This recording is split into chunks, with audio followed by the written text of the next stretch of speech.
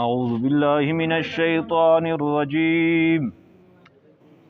بسم الله الرحمن الرحيم سبح لله ما في السماوات والأرض وهو العزيز الحكيم له ملك السماوات والأرض يحيي ويميت وهو على كل شيء قدير صدق الله مولانا العظیم. سورة الحدید دغه نمخ کی صورت کے آخر کے اللہ جل جلالہ ذکر کرل فسبح بسم ربک العظیم، دالوی د عظمت ول رب چې د اغي تسبیح بیانوا د اغي پوکی بیانوا. دغه صورت ابتدا کې الله جل جلالہ په خپل باندې د خپل ذات پکی بین سبح لله ما فی السماوات والارض چې ټوله پکی دی پوره د الله پاک اغي دو چې اسمنونه کې څه دي مزکه کې څه دي نو د اغي ټولو شیونو چې پکی بینی دا د الله لره ثابت دو. سورۃ الاعلى چې کله نازل شو سبح اسم ربک الاعلى موږ کې هم ابتدائی اول رکعت کې تلاوت کوم. علیہ الصلوۃ والسلام او فرمایي چې دغه جمله دا په سجده کې شامل کوي. دیو جن د سجدې تسبیحات سبحان ربی الاعلى. او دغه آیت چې نازل شو فسبح بسم ربک العظیم، علیہ الصلوۃ والسلام او فرمایي چې دغه رکوع کې وګرځوي، دا د رکوع حصہ جوړ کوي. دیو جن د رکوع تسبیحات چې سبحان ربی العظیم. امام چې کله اینو د تسبیحات په درې وری ای او چې کله منفرد کس وي نو بیا مستحب دادو چې سړی 15 وری ای یا 9 وری ای. رکوع او سجده سړی اوشت کوي خو چې امام نه وي، که امام وي نو هغه خپل مقدار سره کوم طریقه دو هغه سره کوي. دغه سوره حدید ابتدایي آیتونه علی رضی الله تعالی عنہ فرمایي چې دغه سورت ابتدایي 3 آیتونه او دغه نه بعد سورة النبات اراونه سوره حشر د هغه سوره حشر اخرینی 3 آیتونه هو الله الذي لا اله الا هو عالم الغیب والشهاده. نو دا د سوره حدید ابتدایي 3 آیتونه سره وی تلاوت کی او د سوره حشر اخرینی 3 آیتونه تلاوت کی. په دغه کې ټول د الله جل جلاله صفات ذکر شوی دي. بیا الله پاک ته په دغه صفاتو تذکره او چې یا الله پاک ته عالم یې، ته خالق یې، الله ته رازق یې، الله ته عزیز یې، ته قوي یې، ته غالب یې. امو یا الله دا مشکل ده، دا مسله مې دو، دا ضرورت مې ده، یا الله ته حل کې. علی رضی الله تعالی عنہ فرمایي چې ان شاء الله د مراد او مقصد به الله پاک پوره کوي چې جایز مراد وي. خو د هغه نه مخکې ګوره د وظایف چې موږ کوم کوو بیا زه نه وایي چې په دې وظیفه خو موزیګار شین که اثر یې نه روځي. چام چې دا کړي دي هغې ته اثر ارواته ځکه یې نفس ته دا مشهوره کړي دو چې دا مجرب عمل ده. مجرب معنا چې دا ډېر تجربه کړه شوه ده دغه عمل. اول سړی ځون درست کی ګناه کې مبتلا ده، د ګناه نه په سچه زړه سره توبه وباسي. ظلم کې مبتلا ده،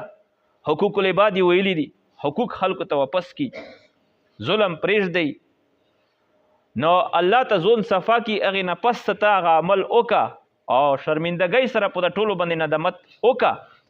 بیا الله نه وغواړه چې الله ته دیر کوي او که نه دیر کوي، ضرور الله دیر کوي. که نه به د الله جل جلاله دغه کلام ته در بغضونه شه نعوذ بالله. ومن اصدق من الله قیله، د الله نه زیات څوک رښتونه شته نشته ده. او ادعوني استجب لکم، الله موږ ته په خپله باندې فرمایي چې تاسې د مونه غواړئ زه به یې قبلوئ تاسې سوالونه. بیا دا زه سوال کو الله ویلې نه قبلوي. نو دا معنا چې مسله په مو کې دو د مسله خپله د سړی د زور نه وبسي بیا سړی الله ته سوال وکړي الله پاک ضرور قبلوي. بهرحال سبح لله ما فی السماوات والارض، سبح لله منزه غني د شریک نه الله جل جلاله هغه شینا هغه مخلوق فی السماوات چې پسمنونه کې دي والارض او پمزکه کې دي. او هو العزیز الحکیم، الله جل جلاله غالب ذات حکمت ولا ذات تا. له ملک السماوات والارض، د الله جل جلاله لره د بد شوي د اسمنونه او د مزکه. ټوله بدشوي دی الله پاک لره دو. انسان که کوم ځای کې بادشاه دا مجازي بادشاه ده. یحیی و یمیتو الله ژم دیول کوي، و یمیتو الله مړول کوي، وهو على كل شيء قدیر الله جل جلاله په هر شی باندې قادر ده. هو الاول الله جل جلاله اول ذات ده، هر شی نه مخکې الله ده. والآخر الله جل جلاله آخر ذات ده. الله اول ده دی، الله ابتدا نشته ده، ازلی ذات ته بدی ذات ته چې ابتدای نشته ده انتهای نشته. والظاهر الله جل جلاله ظاهر ذات ته په خپل قدرتونو سره الله جل جلاله واضح ته ظاهر ده. څومره د الله پاک قدرتونه دي نو هر زوی نه دا आवाज کیږي چې دا الله موجود ده، الله پاک داسې ده، الله قادر ده، الله غالب ده. والباطن الله جل جلاله باطن ذات ته د ادراک ته حواسونه سترګې دی الله پاک ادراک نشي کوای. د دنیا څومره لویه اعلی چې هغه په سترګې نشي لیدای د سره لیدای شي دغه شی هم الله پاک نشي معلوموي. خوردبین د دینه اوس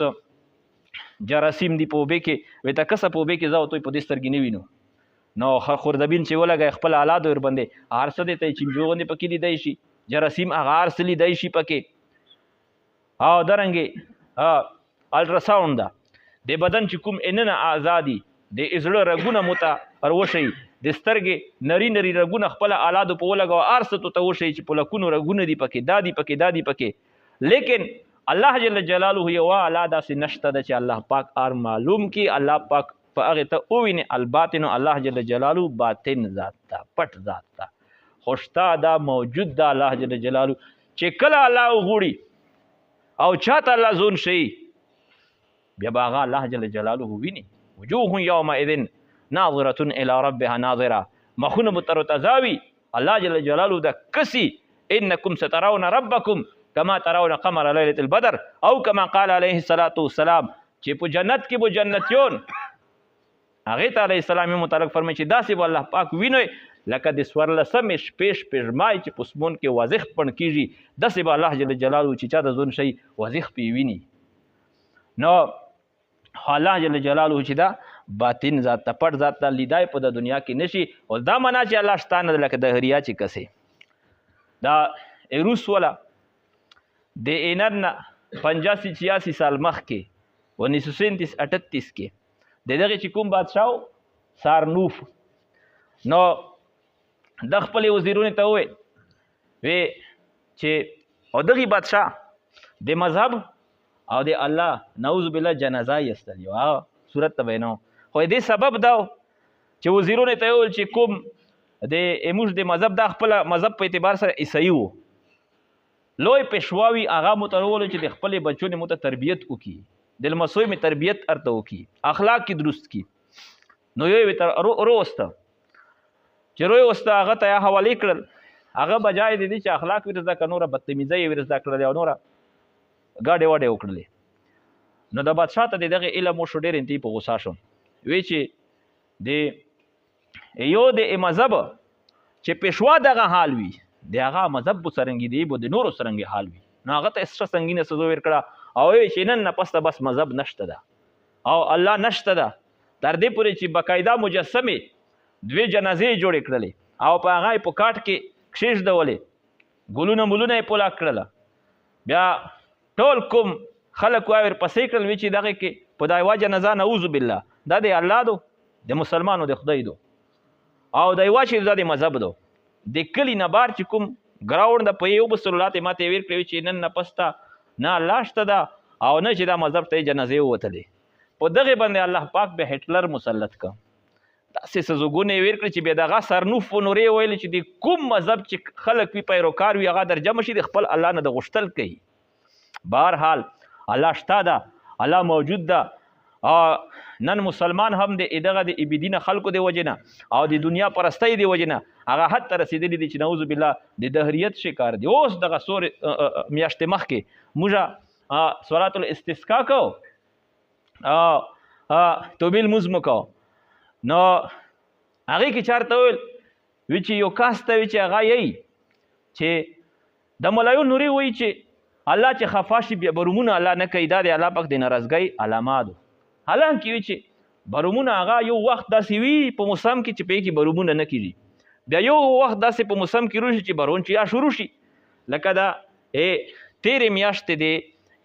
جنوري غالبا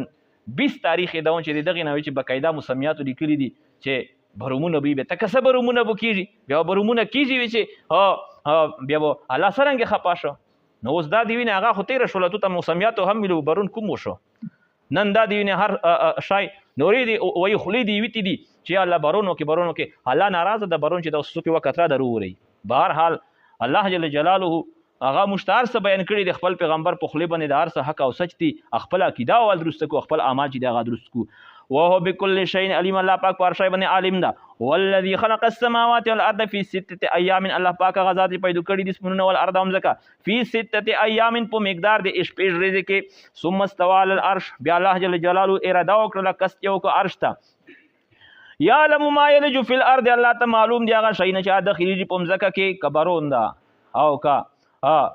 تخم دا څه داخلي مزکه ته چې ارصد الله پاک ته معلوم دی وما يخرج من هغه چې روزي د امزکه نه کوم نباتات دي فصلونه دي ونی دي بوټي دي مشت معلوم نه چې په مزکه کې څومره شوی دي الله پاک ته د معلوم دی دغه بوټي چې څومره دي جهان دي الله ته ټول تعداد معلوم ده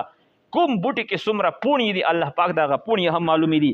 وما ينزل من السماء او هغه شی نه چې نزلیږي من السماء د اسمون نه کا وخت دو کا پرشتي دي کا بارون دا کا عذاب د کا رحمت ته د ارسل الله ته معلوم دي وما يعرج فيها چې داخليږي په دغه کې کوم اعمال د انسان دي نیک اعمال الیه یصعد الکلم الطیب دا الله پاک تخیج الله ته معلوم دي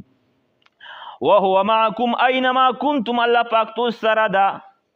په علم خپل سره اينما كنتم چې تام تو سوی والله ما تعملون بصير الله پاک اعمال تو کوي کتون کدا واخر دعوانا ان الحمد لله رب العالمين